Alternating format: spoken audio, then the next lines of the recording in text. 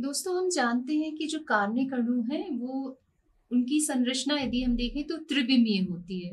वो 3D form में होते हैं और उनको यदि कागज पे लिखना है तो हमें 2D फॉर्म में लिखना होता है। तो यदि आप किसी अणु का विन्यास निकालना चाह रहे हैं, यानी उसे डी या एल नाम देना चाह रहे हैं, तो आपको उसे कागज पर लिखना होगा। और इसके लिए हमने पहले भी बता चुके हैं कि कई तरीके हैं, जिसमें से हम यहाँ पर जो यूज करते हैं वो है फिशर प्रक्षेपण सूत्र।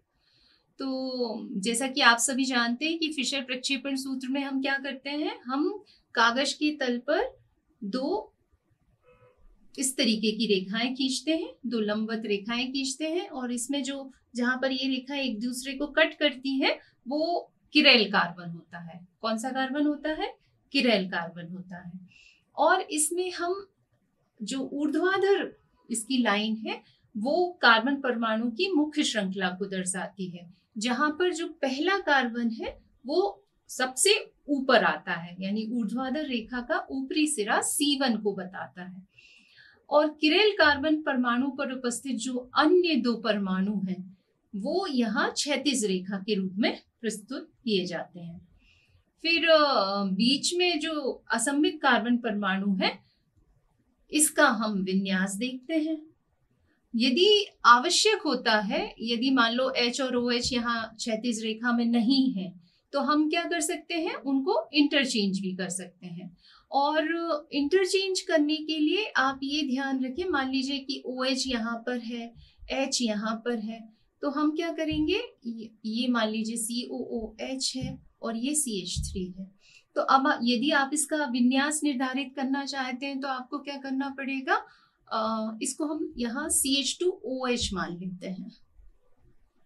तो आपको क्या करना पड़ेगा, OH को इधर लाना पड़ेगा।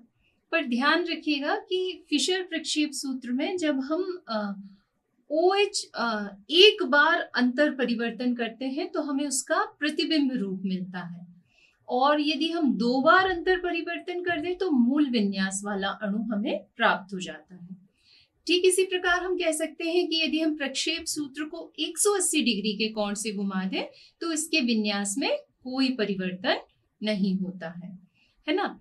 तो यहाँ आप देखें कि विन्यास में यदि परिवर्तन करना है तो हमको क्या करना पड़ेगा, OH को यहाँ लाना पड़ेगा, यानी परिवर्तन एक बार होगा। और किस तरीके से होगा,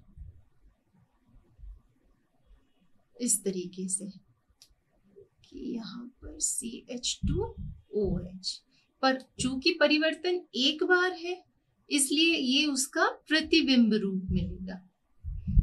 ठीक है, एनेंशियोमर। और यदि आप दो बार परिवर्तन कर देंगे तो मूल विन्यास आपको मिल जाएगा।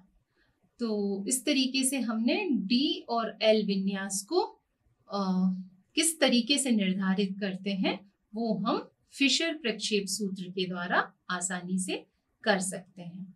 तो यहाँ एक उदाहरण हम लेते हैं, फिर से एक उदाहरण लेते हैं, जैसे C2H5 C CH3H और OH। ठीक है, अब हम जानना चाहते हैं कि ये हमारा D फॉर्म है कि L फॉर्म है। तो हम क्या करते हैं कि सबसे पहले इसमें हमको क्या करना पड़ेगा, अंतर परिवर्तन करने पड़ेंगे। तो अंतर परिवर्तन के लिए हम क्या करें, हम एक अंतर परिवर्तन ये कर देते हैं कि CH3 और C2H5 में परिवर्तन कर देते हैं। तो हमारा जो OH है वो तो चेंज हुआ ही नहीं, H ये भी चेंज नहीं हुआ, यहाँ CH3 आ जाएगा और यहाँ C2H5 आ जाएगा। ठीक है, अब एक अंतर परिवर्तन से तो आपका जो अणु है वो मूल विन्यास वाला नहीं है, क्योंकि ये तो प्रतिबिंब रूप मिला, ये क्या है, उसका प्रतिबिंब रूप। अब हमें एक और परिवर्तन करना पड़ेगा, और दूसरे परिवर्तन में हम किसके साथ इसका परिवर्तन कर देते हैं, इन दोनों में परिवर्तन कर देते हैं। और यदि इन दोनों में परिवर्तन करते हैं तो हमको क्या मिलेगा,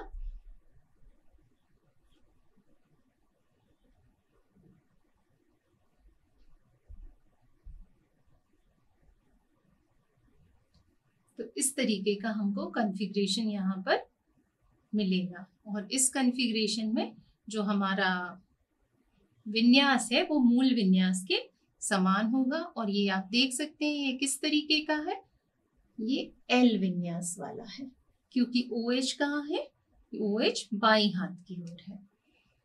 ठीक इसी तरीके से ये जो हम बात कर रहे थे, यहाँ पर अभी हमने परिवर्तन किए थे तो हमें प्रतिबिंब रूप मिला था, यानी एक बार परिवर्तन करते हैं तो उसका प्रतिबिंब रूप मिलता है, और यदि 2 बार परिवर्तन कर देते हैं तो मूल विन्यास मिलता है। वास्तव में अधिकांश प्रकाशिक समाविवियों के विन्यास इस सापेक्षिक विधि यानी DL विन्यास विधि द्वारा प्रकट किए जा सकते हैं, परंतु कुछ यौगिक ऐसे भी होते हैं जिनका विन्यास का निर्धारण इस विधि के द्वारा नहीं किया जा सकता, क्योंकि वो यौगिक ग्लिसरैल्डिहाइड से कोई संबंध नहीं रखते हैं। तो उनके लिए फिर हम दूसरी विधि का उपयोग करते हैं जिसे कहते हैं निरपेक्ष विधि। चलिए आइए तो अब हम देखते हैं कि ये निरपेक्ष विधि क्या है। इस निरपेक्ष विन्यास विधि को RS विधि भी कहते हैं। इस पद्धति में यौगिकों के जो त्रिविमीय विन्यास का निर्धारण है वो उनके वास्तविक त्रिविमीय सूत्रों के आधार पर किया जाता है। इस विधि में कुछ विशेष नियमों के अनुसार हम किरेल केंद्र का विन्यास निर्धारित करते हैं, और इस निर्धारण के लिए कान, इनगोल्ड और प्रिलोग ने यह पद्धति प्रस्तावित की थी। इस विधि में हम नामकरण के लिए 2 संकेतों का यूज करते हैं, एक R और एक S। R का मतलब यदि हम लैटिन भाषा में देखें तो R मतलब होता है रेक्टस। रेक्टस मीन्स राइट, यानी सीधी दिशा। और S का मीन्स, S को लैटिन भाषा में कहते हैं सिनिस्टर, जिसका मतलब होता है लेफ्ट।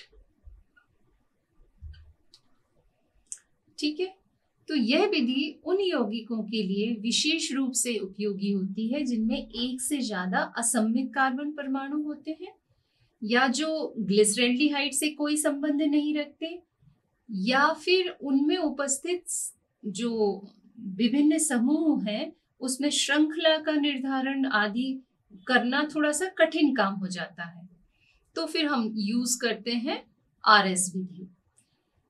प्रत्येक असममित कार्बन परमाणु को या तो हम R विन्यास देते हैं या फिर उसका S विन्यास होता है। इसलिए एक प्रतिबिंब रूप को R और दूसरे को S कहते हैं, और जो रैस्मिक मिश्रण होता है उसे RS कहा जाता है।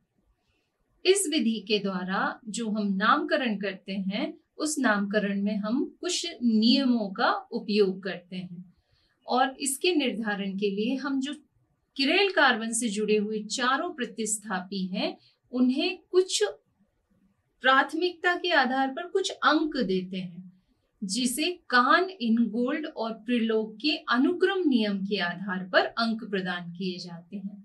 तो चलिए आइए सबसे पहले हम देखते हैं कि ये अनुक्रम नियम क्या है, कैसे हम विभिन्न समूहों को विभिन्न अंक प्रदान करते हैं।